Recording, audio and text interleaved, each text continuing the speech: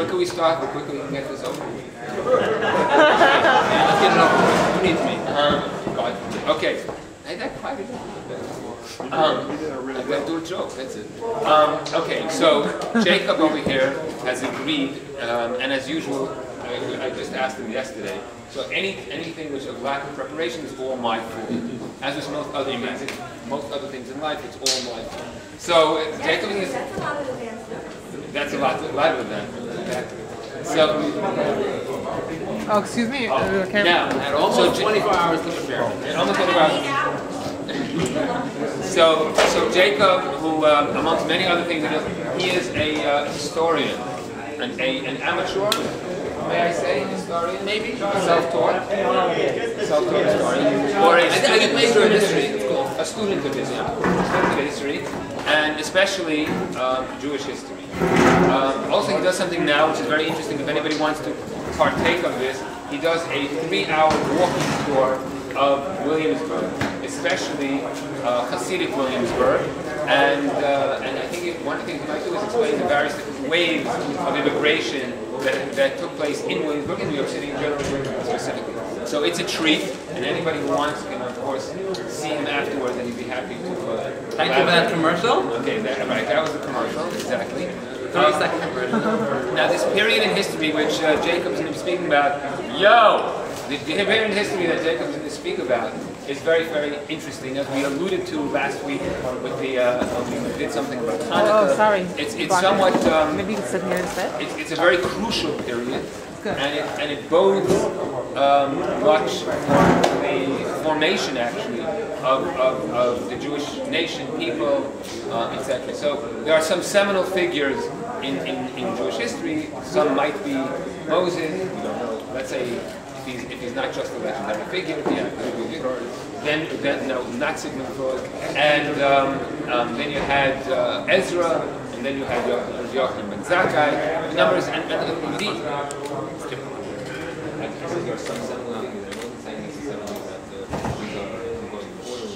Anyway, so and each one of them and each epoch formed how Judaism eventually developed. And this period of the Hasmoneans, of the Maccabees, Hasmoneans, etc., is also very, very interesting in how history is formed, the Jewish history is formed. And it's not always, it's a different story. As with most history, it's a much different story than the popular story. So here to elaborate on that is none other than Jacob, who is going to tell us all about it. All right, thank you everyone for showing up today. And we're going to start this discussion with a little bit of the historical background of the Hasmonean era. How they started, and what world did they live in, and what were the major political powers in play at the time. So at the time, we're talking about the 4th century BC here. This is 400 years before Christ.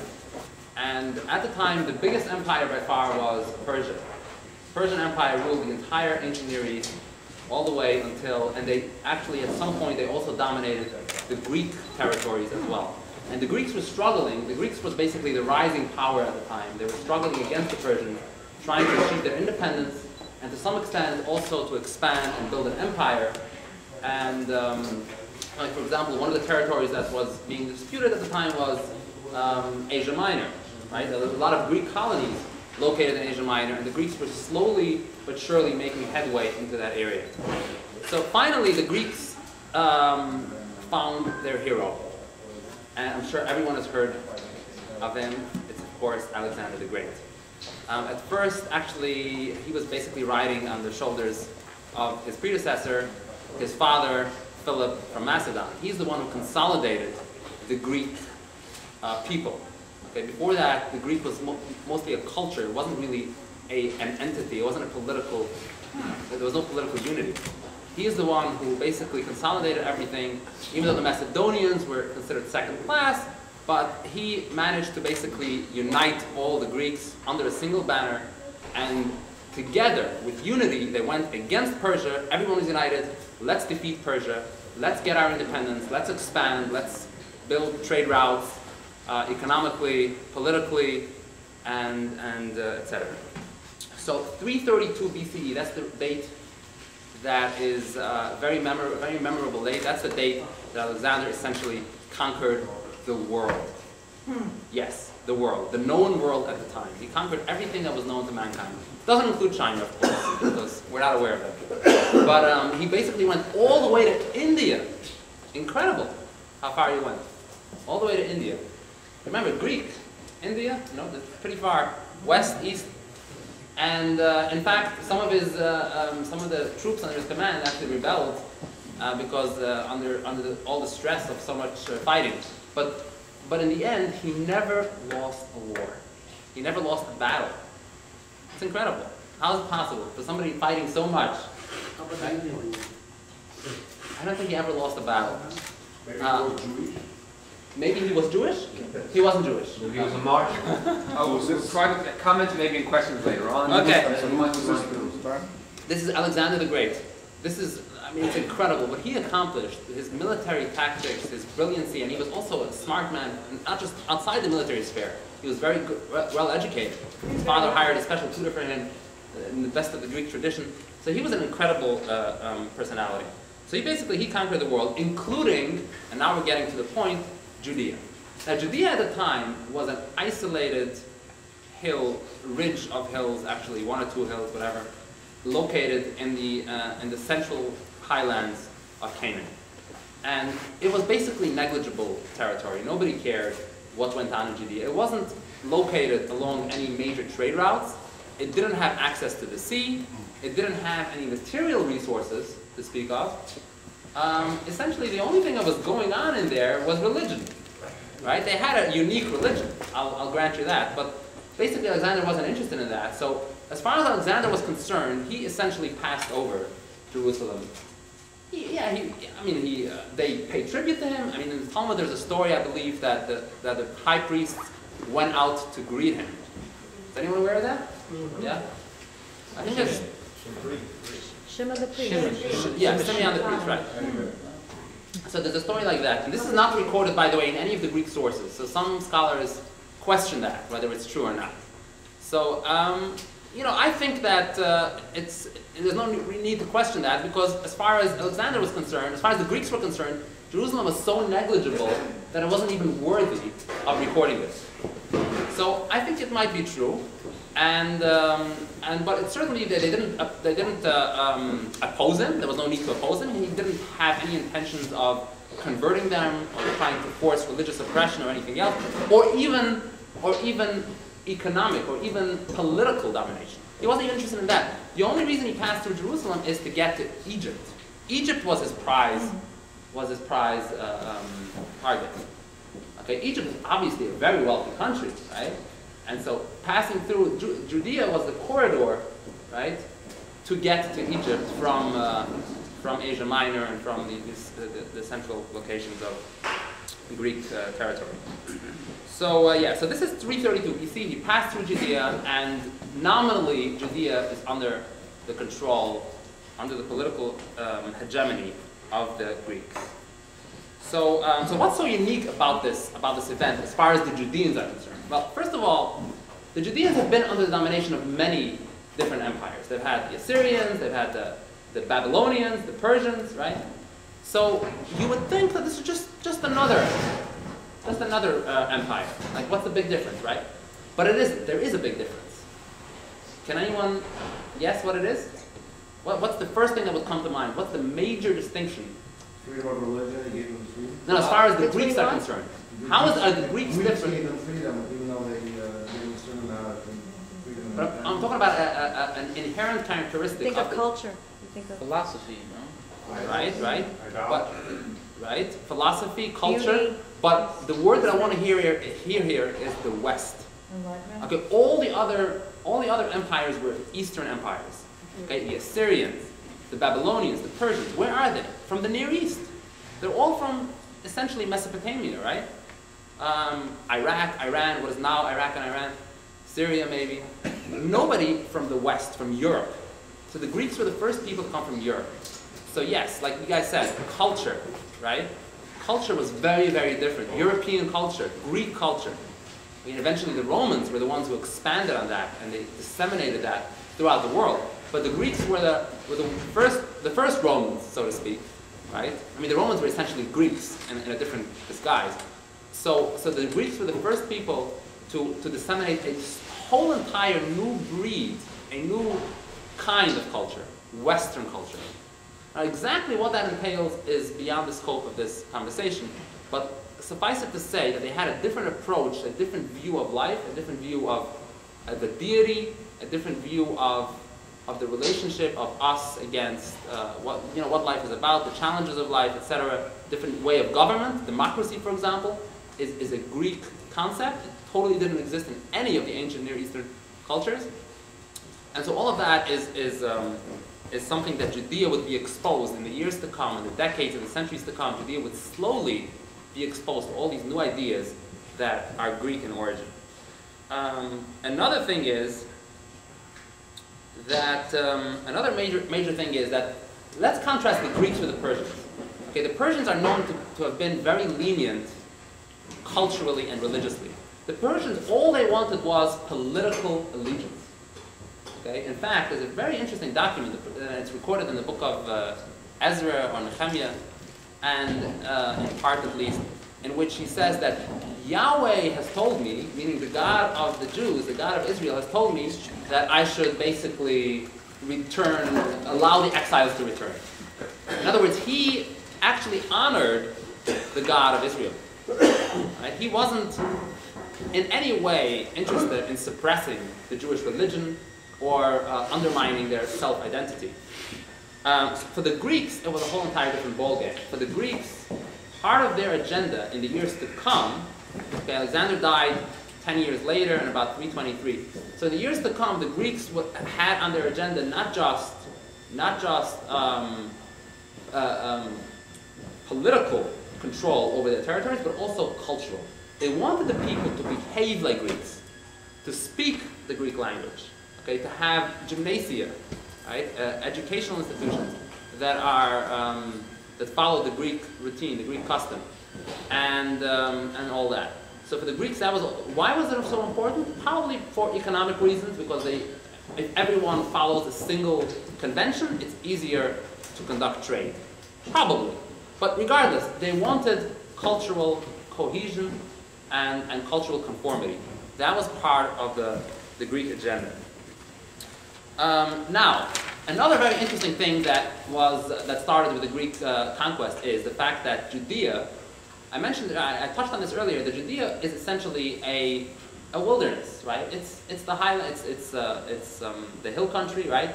It's not very suitable for agriculture, even though they managed to adapt to the agriculture in subsequent years, but naturally it's not a very desirable area, and it also borders the desert on the south, the Negev. So it certainly isn't a place that you would naturally aspire to be in, to live in, and to dominate and to exploit. So why did Judea become so prominent in subsequent years? Anyone else? Why did Judea assume such prominence in the years to come? The answer is, it's not, when you say on a trade route, it is in the middle of going from Syria to Egypt. It is the nectar. it isn't. Sure it is. No. You use the coast in the same The main route from Syria to Egypt is along the coast, the Via Maris, what the Romans called the Via Maris, Derech Eretz Palestine, the coastal route. Judea wasn't part of it. Judea was a detour. You're going through the hills. You're talking about Judea, specifically the hills around Jerusalem. Yeah, I'm talking about Jerusalem, yeah. How many people live there? Jerusalem was the capital of Judea. Why would it be? I mean, Jerusalem was the center, the cultic center, right? Why would it be interested in Jerusalem? And the answer is, Judea was a buffer zone. Judea was a buffer zone between Egypt and Mesopotamia. After Alexander the Great died in 323 BC, his two generals fought over territory that he conquered. So you had Ptolemy, who basically controlled Egypt, and then you had Seleucus, who controlled Syria. Where was more or less the border between these two empires? Judea. So Judea essentially, naturally, doesn't carry any significance, but politically, okay, due to the fact that it's more or less at the between these two empires. Therefore, both of them are fighting over Judea. Whoever controls Judea has the upper hand and is essentially making progress towards the enemy. Okay, that's the way they viewed it. And this is why Judea assumed such prominence in subsequent years. And this is probably also the reason why they wanted them to become more Hellenized. Okay? You need to be able to communicate. I mean, if you have people at the border, you need to be able to communicate with them, and you need to be able to feel that they have something in common with you, and they can cooperate with your agenda, right? And if they don't speak your language, if they don't practice your culture, right, then it's difficult to conduct business. So this is probably at least one component of the reasons why in subsequent years, I'm fast forwarding now many years, but why in later years the rulers of the Greek empires insisted so strongly on converting the Jews into the Greek culture. So that's the first thing to note, that Jerusalem was no longer isolated. Now, why is this so traumatic as far as Judea is concerned? Well, Judea was a very religious place. Even back then, yes. I know that nowadays it's true, but even back then, Judea was a place where the people were very centered. The religious and the cultural wars of the people were centered around Jerusalem. It was all about God, about the temple, about the priestly activities, the cult, the sacrifices, and all that. And for them, they wouldn't have had it any better than just being left the hell alone. Okay, I don't need anybody stepping through my doorpost. Independence, just anonymity. They didn't want to be in the center of any debate. So for them, the Greeks coming in and suddenly putting the spotlight on this buffer zone, right, between Syria and Egypt, for them this was a very traumatic experience, and they didn't really know in the beginning how to deal with this. Didn't most Jews appreciate the gymnasium and the Hellenization? We're going to get to that later. They couldn't even get in unless they were circumcised. What? I mean, unless they weren't circumcised, they had to show it after the sheep. One point you might want to think about, in war, the person who has the hill, the top of the hill, commands the power. You can have less men. And so maybe you were saying as Judea was a hilly place, that was a significant strategic military. Very good point you're making. However, if the valley below Judea was of any use, you would have been right, but it wasn't. Below Judea, what do you have? The Negev. The Negev, nobody's interested in the Negev. So Judea is really the buffer zone between the Mesopotamia and Egypt. That's what it is. Okay, south of Judea, you have a huge desert, the Sinai Desert, which takes several days to pass back then, by camel, whatever. So it took several days. And so it wasn't the immediate vicinity of Judea, it was more Egypt that mattered. But like I said, south of Judea, you have complete desert. So nobody lives there. Basically, that area was no man's land. Nobody cared about that territory. Was it all Jewish in Judea? Judea was definitely Jewish, but it was a very small territory. Judea was essentially 1, 2, 3 hills. It was a small area. It wasn't large. The population? I don't know an exact number, but I would estimate not more than 50,000. Not including all the agricultural outposts, whatever. Why was Egypt so important? Well, Egypt is very well country, the Nile. Agriculturally, it was incredible. The culture there also was very sophisticated. They had advanced technologies there. They had the papyrus, for example, just to mention one out of many. You're talking about 2,000 years before. Yeah. I'm talking about now. The year 300 BCE. No, I'm talking about 300 BCE. It wasn't a big. It was a big deal, 300 BCE. It didn't have political independence anymore. That's because the Persians conquered them. It didn't have political independence, but it had economic benefits, a great deal. It was a very desirable place to control for any empire. So the only thing that they had lost was political independence. Okay, the Persians were the first people to basically vanquish the Egyptians politically. Knowledge as well. The Persians took over their knowledge. Took over what? The knowledge of the future. The Nile? The Knowledge.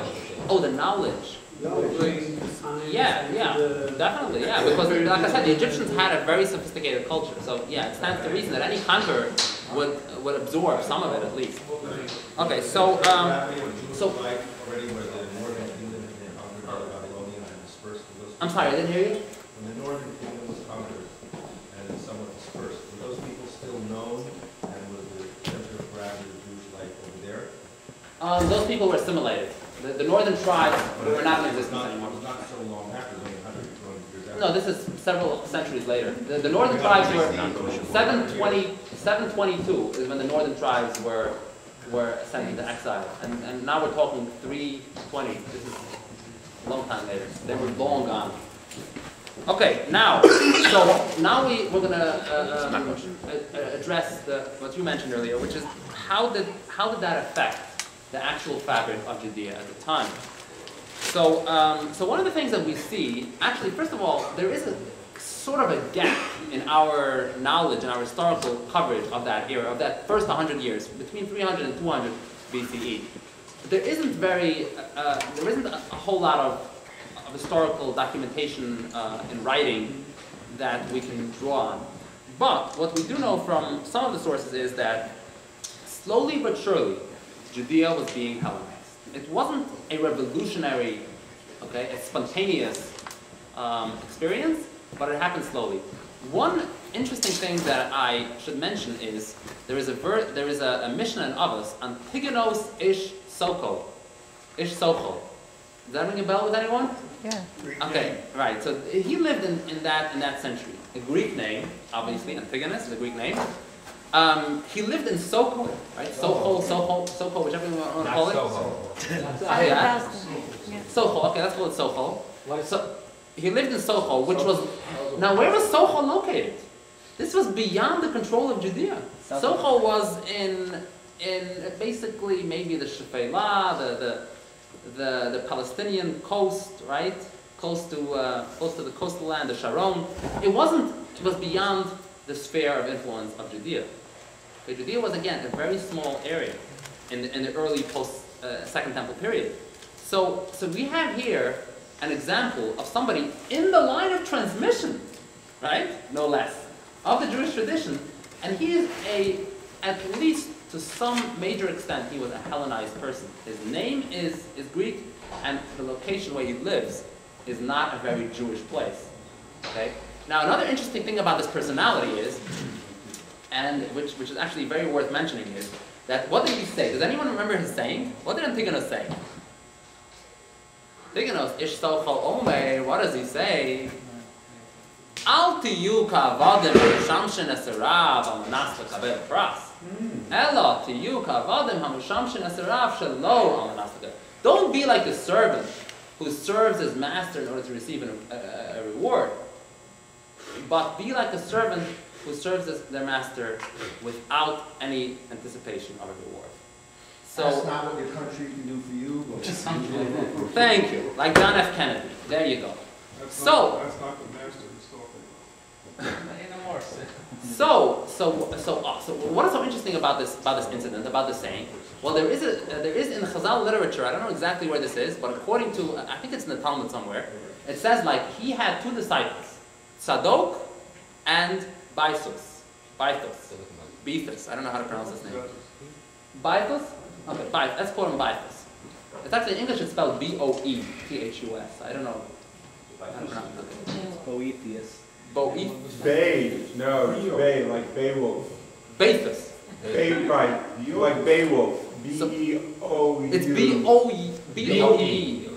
It's B-O-E-T-H-U-S. It's Bithus, no? I'm not sure. I don't know. Okay, let's call him Bithus, like the spelling is in the Masoretic Hebrew. Okay, Bithus, okay. So he had two disciples, Tzadok and Bithus. So according to the Talmudic story, these disciples misinterpreted his maxim. Okay, what they said is, ooh, okay, so we don't do the proper thing for a reward. So that means there is no reward. So why do the proper thing? And essentially they denied the concept of the afterlife. Okay, this is Talmud speaking right now. and they basically separated from the whole main, the main body of Judaism, and they became heretics, whatever, and they were just lost. Okay, so they'll come back. They basically disagreed with a common accepted convention in Judaism at the time. And because of this, due to misinterpretation of this maxim. And so that's a very interesting thing. And another interesting thing about this incident is that this, according to the Talmud, this is basically the origin of the Tzaddokim. The Tzaddokim basically were very active in later years. And according to them, the Tzaddok, right, the origin, the eponym of this movement, was a disciple of Antigonus. The Sadducees. Right, the Sadducees, right. They're known as the Sadducees later. But they're mentioned in all the sources. They're mentioned by Josephus, they're mentioned in the Talmud, they're mentioned everywhere. And so this is the biggest dissenting movement in Judaism at the time for the next 400 or 500 years. They were active even after the destruction of the temple. And so this movement, according to the Talmud, are disciples from this Antigonus. Now I want to make here my own observation here. I disagree with this view on things. I don't think that that's what Antigonus meant. I think he had a whole entire different things to say. What he wanted to say is that essentially he was basically a Greek, like we said. Okay, so the Greeks had philosophies. They had, okay, it wasn't, not everything that they said was meant to be applied. Right? It was basically a worldview. And for him, he was saying that essentially that the action and the reward are supposed to be integrated. It's supposed to be one. In other words, the action is supposed to be self-rewarding. You don't do something in order to get a reward in 20 years from now. In other words, it's not separate. It's not like you're working, you don't have to enjoy that. Later, at the end of the week, you're going to get a paycheck. Okay? That's what he's trying to deny. He's saying, no, the actual action, the actual work, whatever you're doing, whatever you're toiling, okay, that should be self-rewarding.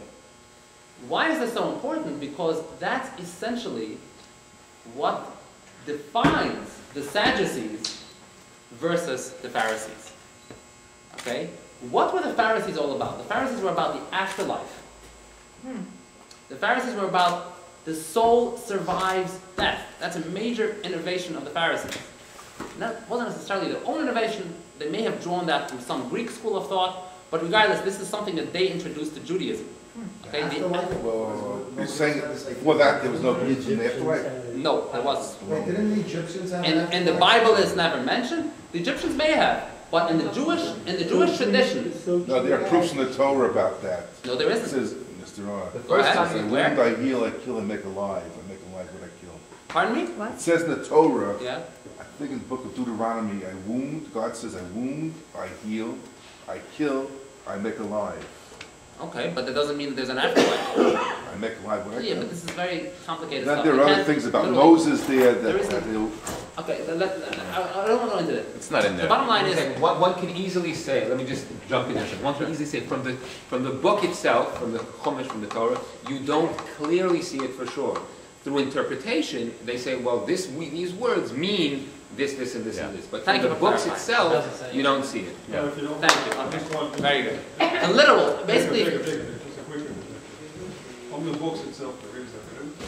You see when Saul doesn't know what to do about the Philistines, he's able to contact Samuel, who had already died, and clearly the spirit comes back to him and tells him, tomorrow you will be with me.